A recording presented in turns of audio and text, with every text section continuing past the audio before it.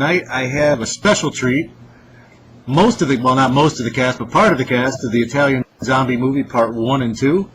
I have Jeff Bromley, who played Bruno, correct? Yeah, that's me. How you doing, Tom? Not bad. I also have Kathy Price, the gas station attendant slash feminist slash queen of the zombies. That would be me. And Chuck Alderink, the militiaman, the lieutenant, or was it the colonel? It's the Colonel. The colonel, okay. Like corn. Didn't mean to mess up your rank there. And I also have the king of crusty-ass zombies, the master of the macabre, the pope of putrefaction, director, writer, Tom Berdinski. Wow, that's quite a title there, Tom. But you forgot producer, yeah. Oh, boy, producer, I'm sorry.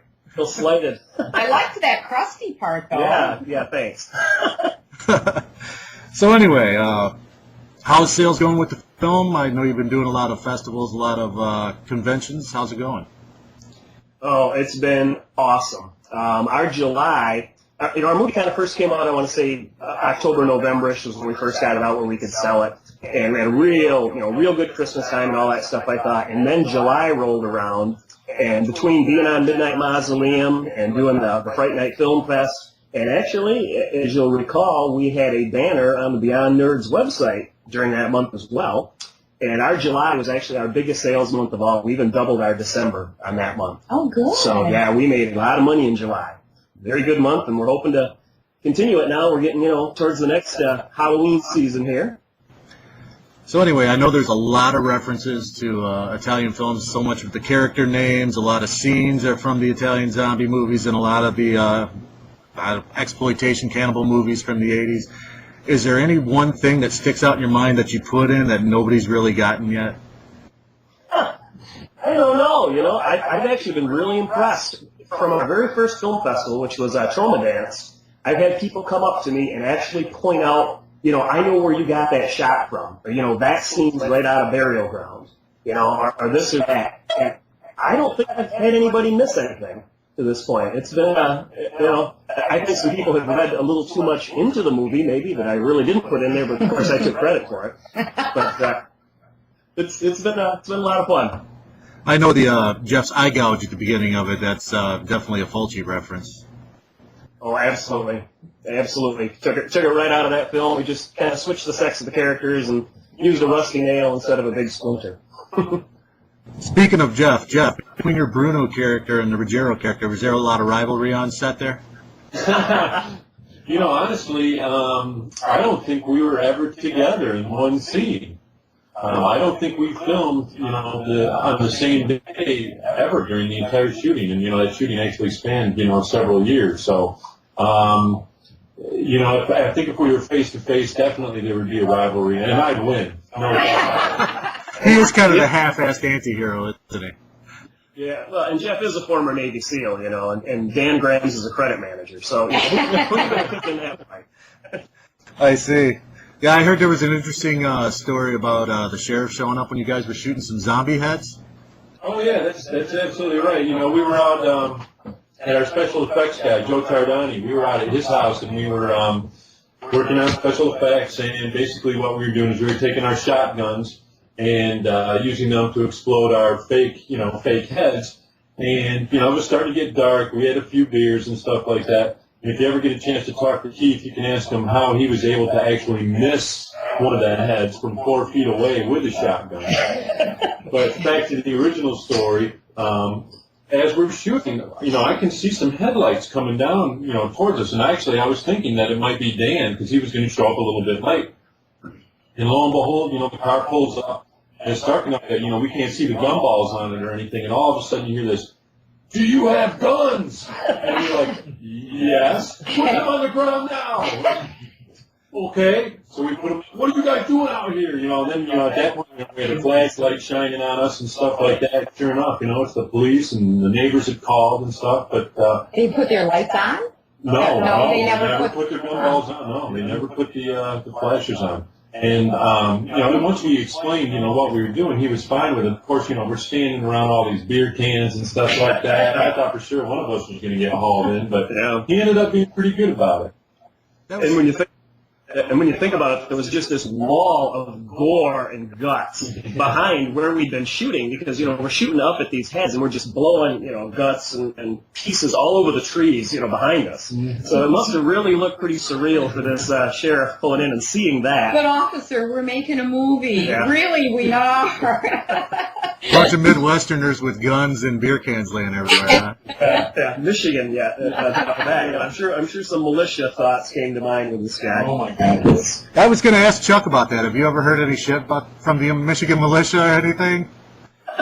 Actually, before this film was made, we actually were somewhat affiliated with the Michigan militia in a kind of confidential sense. One of the groups that performed some of the music in the film, Redneck Roulette, actually provided some songs for a pin shoot that the militia was doing. They sent us a care package of a lot of merchandise and whatnot. So, They were using a CD, Redneck Roulette CD, as prizes for their for their competitions and all that stuff. And at the time, I think they actually thought we were serious.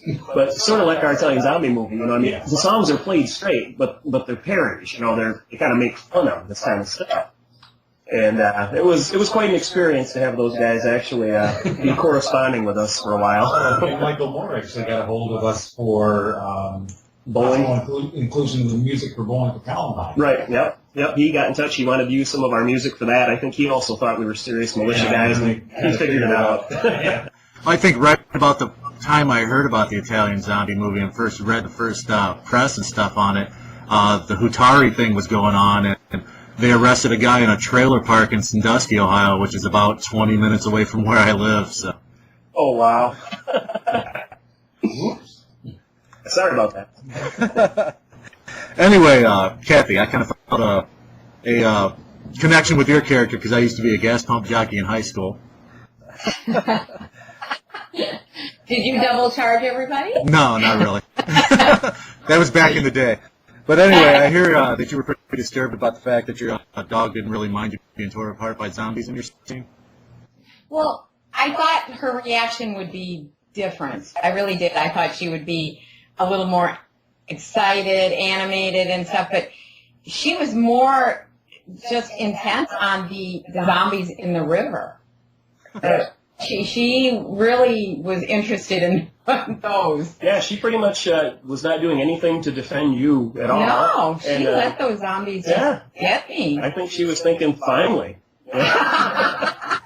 That is the exact impression I got. You speak canine. I see. That's right. Well, she had a name too. She was Sprinkles. I didn't have a name. Yeah, she was actually billed ahead of you for a while in the credits. Well, Todd tells me she doesn't do convention appearances, so can we anticipate a Lindsay Lohan meltdown soon from your dog? well, actually, Zombie 3, I hear, is being put together, and Greta has not heard anything. No word at all about if she's in it, if she's not, and she was quite upset. She was talking about the roles for older women canine. Bitches, are farther and farther in between, and What was the casting couch like for her? well, I heard about the casting couch. yeah, I don't know. She won't talk. I know that I had to go have her anal glands expressed right after that. Come on with a new nickname for her now. All right, Kathy has to leave now. That was my fault. Yeah, you started it. No, but anyhow, yeah, poor Greta. She would love to go to a convention. Well, I was wondering when you were in the truck towards the end of the movie, what was the thing on your hand? I mean, it looked like a twig. Was that? Can somebody explain that to me? Well, that was my deformed zombie hand. Oh, okay. Yeah, okay. Now I remember the hook, but yeah. Yeah. Well, the hook was in the beginning when I was a real person, which they were salad tongs. This was a no budget movie, and so I bring them back in the house, use them for salads, take them outside, use them for the film. But then when I became a zombie, then I got a plastic prosthesis that was it actually had several joints in it. Not the smoking kind, the cartilage kind. I'm not really sure what it was all about, but I do know that it was terribly hard to pick my nose.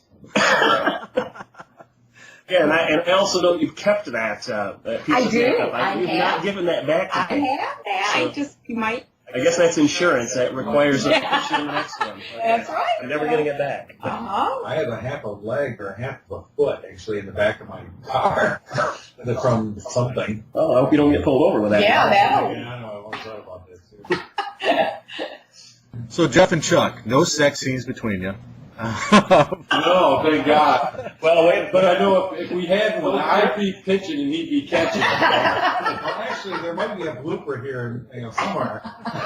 I know Jeff almost had one, but didn't, and Chuck almost went full frontal. But The director said no, but I was willing. the director said no. The whole cast really said no. Yes. So I'm pretty glad that, because seeing what I did, it was a pretty unpleasant experience. It gives a whole new meaning to YouTube. Yeah. You got a big tube. Yeah. so I understand that Jeff and Chuck were involved in some of the music in the film too.